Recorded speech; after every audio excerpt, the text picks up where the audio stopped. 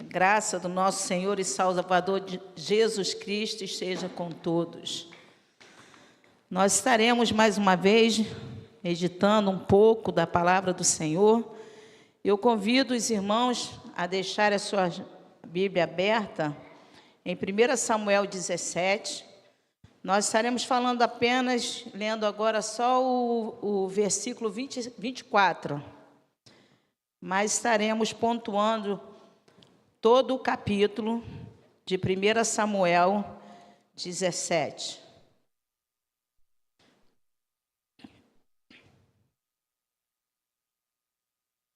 Vamos ler todos juntos? Quando os israelitas viram o homem, todos fugiram cheios de medo. Vamos orar? Senhor Deus, diante de nós está a Tua palavra. Que Teu Espírito Santo, aquele que nos fala, aquele que nos ensina, venha continuar falando, Senhor, aos nossos corações nesta noite.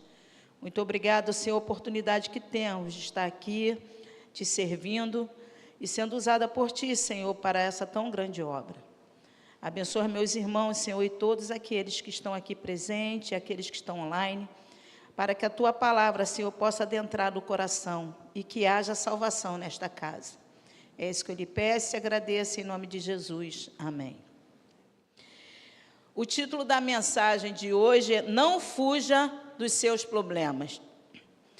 Quando lemos o capítulo 17, vem logo na nossa memória, quem é do tempo de criança, que nem eu, era uma vez um pastorzinho que se chamou Davi.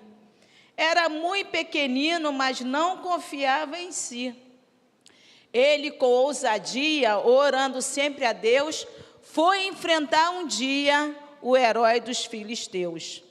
Na funda uma pedra colocou e girou, girou, girou.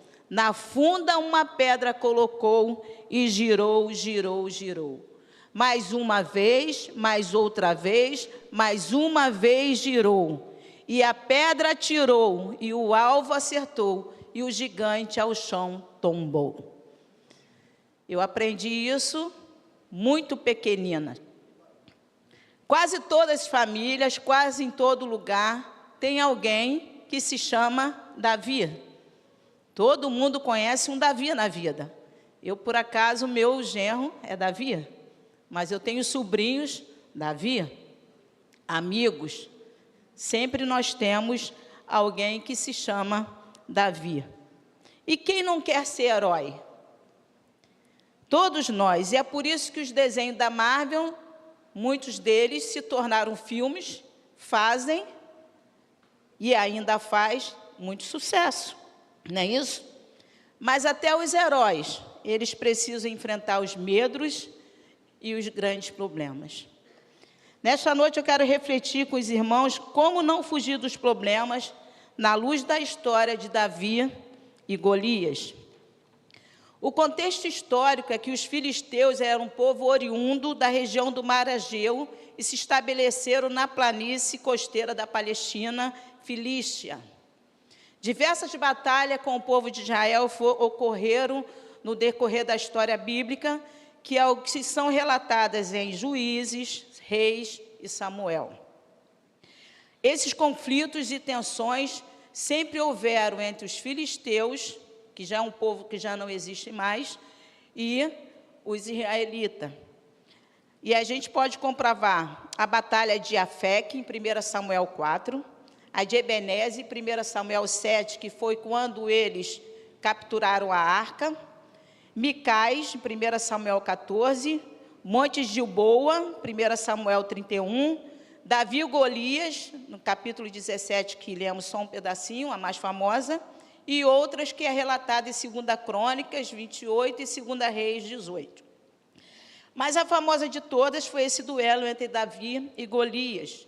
Davi, ainda jovem, derrotou o guerreiro filisteu. A derrota final dos filisteus não se deveu, na Bíblia vai falar sobre isso, não a força ou às proezas militares de Israel, e nem foi pela espada, nem pelo braço forte que salvou o povo de Israel, mas foi sim pela destra e o braço forte, e a luz e a face do nosso Deus, que se agradou deles e providenciou com que eles tivessem essa grande vitória.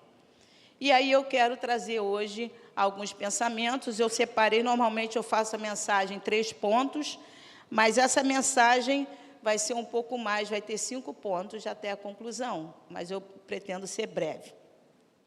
Não fuja dos problemas. Nos versos 2 e 3 do capítulo 17, a palavra de Deus vai relatar que de um lado ficava o povo de Israel, do outro lado ficavam os filisteus e o vale no meio. E durante 40 dias, o povo de Israel recebeu a afronta de Golias. Golias afrontava, chegava perto do vale, não passava para o outro lado, afrontava o povo de Israel. E Golias, ele era um guerreiro que estava buscando um confronto individual. Ele era da cidade de Filista, como foi falado de Gade, sua altura mais ou menos 2,75 m, 2,90 m. Além da sua altura, ele sempre estava com a sua armadura, equipado com as suas poderosas armas, que gerava medo, desânimo aos soldados de Saul. Fazendo uma analogia para nós hoje com esse confronto, eu quero relatar que todos nós temos ou já tivemos um gigante que nos afrontou ou nos afronta. Um gigante é qualquer obstáculo que parece impossível de ser vencido. Pode ser o medo, pode ser o medo do novo, pode ser o medo de ficar sozinho, pode ser o medo de envelhecer. O medo que paralisa você tomar decisões e seguir em frente. Pode também ser uma dívida que você contraiu além do seu orçamento. Pode ser uma batalha emocional, onde a depressão, a angústia, o sofrimento, a perda de algo, um luto. Pode ser também alguma coisa do passado, que vem te acompanhando, que você não consegue seguir em frente. Pode também ser um diagnóstico de uma enfermidade. E pode também ser uma batalha espiritual contra o pecado, que você vem lutando e não está conseguindo vencer. Independente de qual seja o seu gigante que vem à sua mente agora, conforme eu fui listando, você tem um desafio de parar de fugir. Tem situações que nós não podemos colocar embaixo do tapete. Tem problemas que a gente não pode deixar para o dia seguinte, pois no outro dia o seu problema ou a sua dificuldade pode voltar maior. Hoje você tem a oportunidade de enfrentar tudo isso, não pelas suas forças, não pelas suas mãos, mas com o braço forte do Senhor. Quando Davi vai ao encontro dos seus irmãos, a gente lê o capítulo 17, é belíssimo esse capítulo, dá para tirar vários sermões aqui, a gente vai lendo, a mensagem vai aumentando, você quer reduzir por causa do tempo. Mas ele vai lá, o seu pai Jessé, ele vai falar assim, olha, leve provisão, vai ver como é que estão os seus irmãos, que os 2 irmãos mais velhos de Davi, eles estavam na guerra, no fronte lá, na batalha. E aí, Jessé pede, isso está no versículo 17 e 18, ele diz para Saul, aí isso Davi quando vai lá, para ele não ficar desanimado, porque ele vai enfrentar os filisteus, mas a gente vai falar isso mais à frente. Mas quando Davi vai lá e chega lá perto daquela batalha, que ele vê o medo que estava pairando sobre a vida dos soldados, e ele também vê as afrontas que estavam falando ao nosso Deus, porque o povo de Israel representava o Deus vivo. Ele olha para aquela situação, não com medo, mas ele olha para aquela situação como um novo desafio. E não como o fim de uma jornada, mas como algo que ele poderia transformar. Pois quem está indo com ele é um especialista que vence batalha. Davi tinha intimidade com Deus, ele sabia a quem ele servia. E aí é uma pergunta que eu vou fazer, que é o segundo ponto. Em quem você confia? Em quem você tem recorrido para ajudar a enfrentar as batalhas? No relato bíblico, os filisteus confiavam na força de quem? De Golias. A tal ponto que eles empenharam a sua vida em Golias. Porque Golias falou para eles assim, olha, eu vou para a guerra, né? Eu vou enfrentar, manda um de vocês. Que aí quem vencia, quem ganhasse ia se tornar servo do outro. Isso está nos versículos 8 a 10. Davi tinha tanta intimidade e confiança no Deus que ele servia, que ele estava indo enfrentar Golias nessa certeza de que Deus daria a vitória, pois a guerra era do Senhor, e ele estava sendo apenas um instrumento. Que é outra lição que nós aprendemos com Davi. Quando a gente tem a consciência que nós somos instrumento nas mãos do Senhor para vencer as batalhas. Mas quem vence por nós é o Senhor dos Exércitos. Davi já tinha tanta intimidade que ele poderia colocar a sua confiança. Interessante é que quando Davi ganhava qualquer coisa, ele sempre reconhecia que as suas conquistas só foram possíveis por causa de Deus. Não pela sua força, nem pelo seu braço, mas pelo braço forte do Senhor. E Saul não tinha a mesma certeza, nem a confiança, mas Davi tinha. Aí tem os versículos 33 a 37, que a gente não vai ler, mas seria bom os irmãos lerem, com a ousadia que Davi fala, aí você vê a confiança. Davi não confiava no seu braço, ele confiava em Deus e que por várias vezes Deus já tinha livrado ele do urso e do leão. Quando conseguimos algo, quando a gente tem alguma batalha vencida, a quem nós estamos dando a glória? Há pouco tempo eu li uma reportagem, de uma situação, de um livramento, e às vezes a gente, ao invés de adorar a Deus, agradecer a Deus pelo livramento, o pastor até comentou, às vezes a gente atribui a algum santo por ter feito aquilo a teu favor. As peregrinações, os agradecimentos, as conquistas, foi graças ao santo tal. Aí depois lembra, né? Deus também, mas aquele santo. Mas às vezes as batalhas que nós estamos ganhando, a quem nós estamos dando glória? Quando conseguimos algo. E Davi, ele vai falar no Salmo 20, uns confiam em carros, outros confiam em cavalos, mas nós só faremos menção no nome do nosso Senhor. Então, em quem você confia? A terceiro ponto que eu quero falar, a recompensa quando enfrentamos os problemas. Quando Davi confirma qual seria a recompensa no verso 25, a recompensa veio para ele materialmente e espiritualmente, porque ele já tinha intimidade, mas ele ia ganhar o quê? Riquezas, a família ia ganhar isenção nos impostos, não é isso? E ainda ia casar com a filha do rei. Ele passaria a ser genro de Saul. Pois quando enfrentamos com o nosso Deus à frente, é o próprio Deus que nos fortalece, ganhamos coragem e alívio e somos fortalecidos na fé.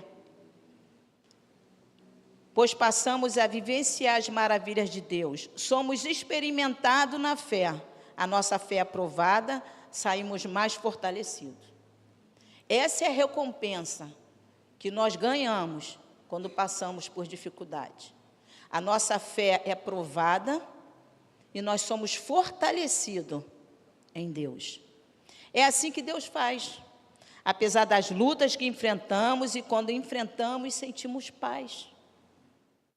Quando nós estamos passando por turbulência, a paz que o mundo não entende, só quem é de Deus consegue entender, temos paz para enfrentar.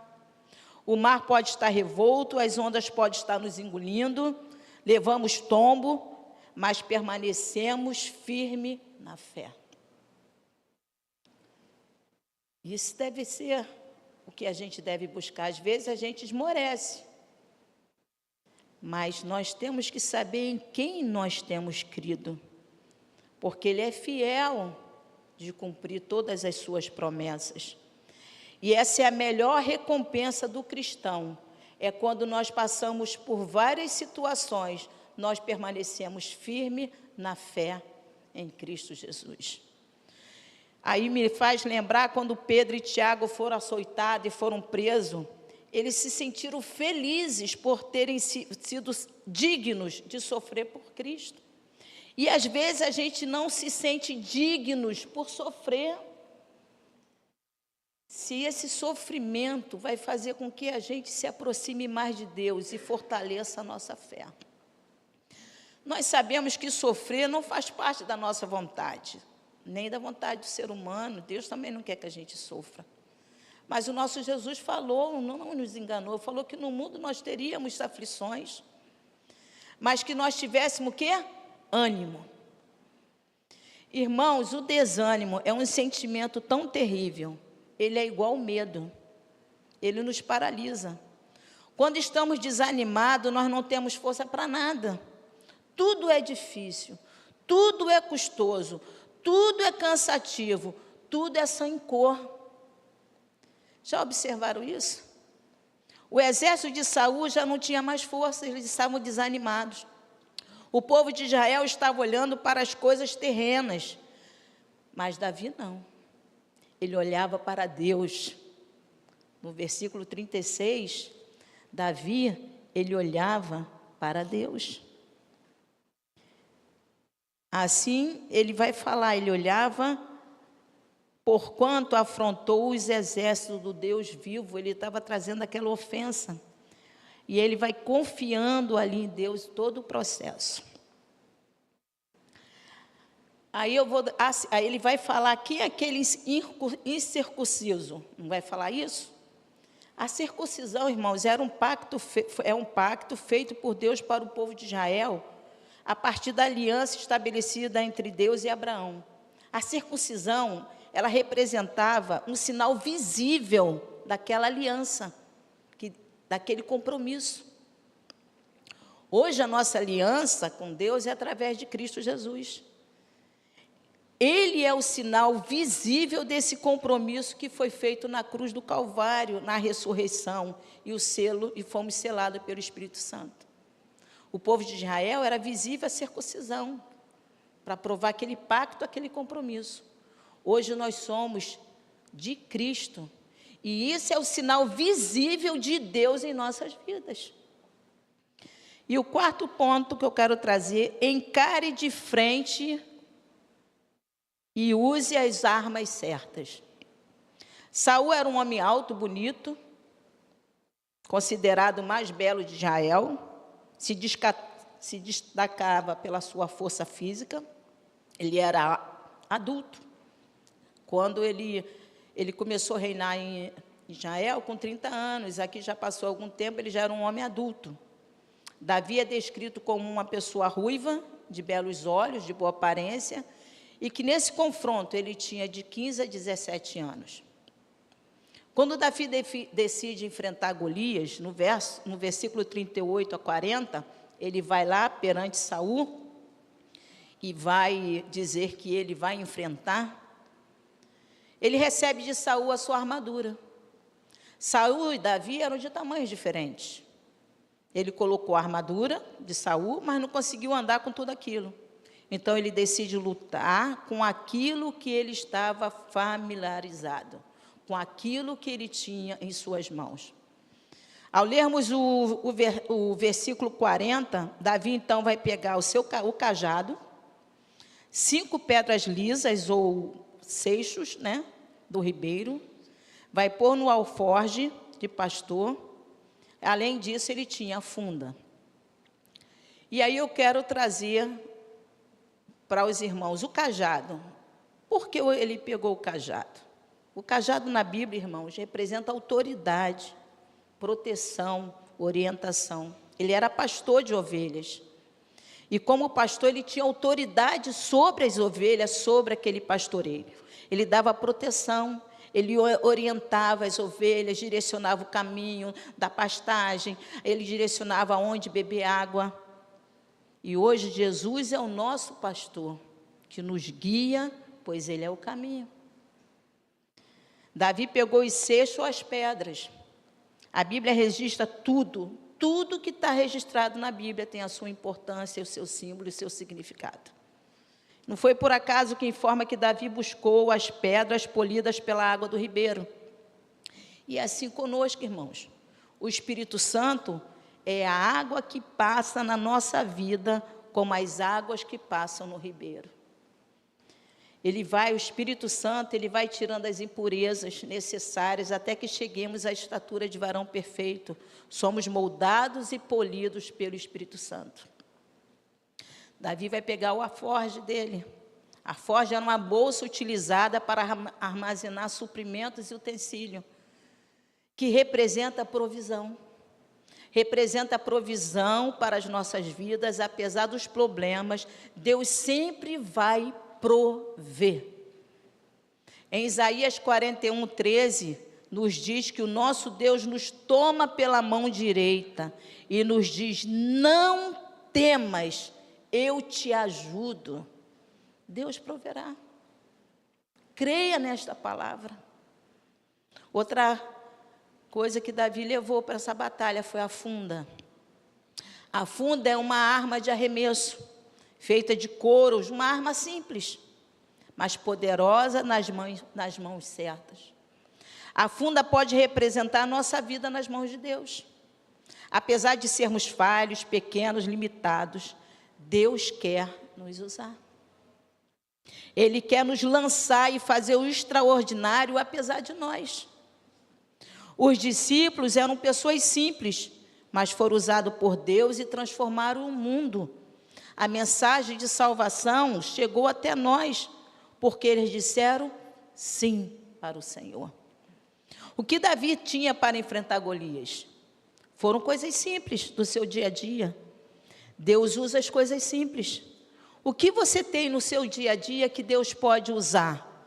O que você tem no seu dia a dia que pode ser usado por Deus?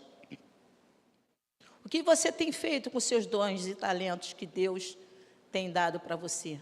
É para nós pensarmos. E a última, Saul pergunta, depois de tudo, Saul fala assim: de quem você é filho? Quando Davi jogou a pedra que foi direto para a testa de Golias, não sabemos a velocidade que foi arremessada, mas sabemos de quem partiu o arremesso. Golias foi ao chão e acredito que houve um silêncio. Se o duelo tivesse sido narrado por um locutor esportivo, ele falaria: inacreditável! O jovem Davi vence o temido e gigante Golias. Onde havia medo, há brados de alegria. Isso nos faz lembrar, irmãos, do nosso Senhor Jesus, quando Ele deu o último suspiro na cruz do Calvário. Houve silêncio no céu. O Filho de Deus morrendo pela humanidade. O que parecia impossível, Deus fez possível por causa de nós, por cada um de nós. E no terceiro dia, onde havia silêncio, foi dado o brado de alegria. O nosso Jesus Cristo ressuscitou. Glória a Deus. Irmãos, muitos ensinamentos nós temos nesse capítulo. No verso 55 e 56, Saul faz uma pergunta: de quem é filho esse moço? Davi responde ser filho de Jessé, o belemita. Pela raiz de Davi veio o nosso Senhor Jesus, que nasceu em Belém da Judéia, menor cidade. De um lugar simples, improvável, veio o nosso Salvador. E hoje eu te faço a mesma pergunta: de quem tu és filho? Concluindo, irmãos, todos nós enfrentamos gigantes. O segredo é não fugir, mas identificá-los, encará-los, vencê-los com as armas que Deus nos dá. A coragem não está em nós mesmos, mas a nossa identidade como filho de Deus é onde está a coragem. Hoje foi feita uma pergunta, está sendo feita uma pergunta: de quem você é filho? Todos pensam que são filhos de Deus, mas em João 1, 12 e 13 vai dizer que existe uma condição para sermos filhos de Deus. Precisamos crer em Cristo Jesus, Precisamos aceitá-lo como Filho de Deus e como nosso Senhor e Salvador. Enquanto nós não entendermos o plano da salvação e crermos em Cristo Jesus como Senhor, somos apenas criaturas de Deus. Mas quando a gente crê no plano da salvação, passamos a ser filho de Deus. Porque em João vai dizer: mas todos quanto receberam, deu-lhe o poder de serem feitos filhos de Deus, aos que crerem no seu nome. Os quais não nasceram do sangue, nem da vontade da carne, nem da vontade do homem, mas de Deus. Em Romanos 6:23 vai dizer: porque o salário do pecado é a morte, mas o dom gratuito de Deus é a vida eterna por Cristo Jesus, nosso Senhor. Hoje você tem a oportunidade de tornar-se filho de Deus. Jesus está te convidando nesta noite para que você se torne filho de Deus. E somente em Cristo Jesus vamos conseguir vencer os gigantes desta vida. Que Deus assim nos abençoe. A Ele toda a honra, toda a glória e todo o louvor que existe aqui. Toda a honra, toda a glória, porque o nosso Cristo vive. E Ele está aqui te perguntando se você quer aceitá-lo. Não perca esta oportunidade.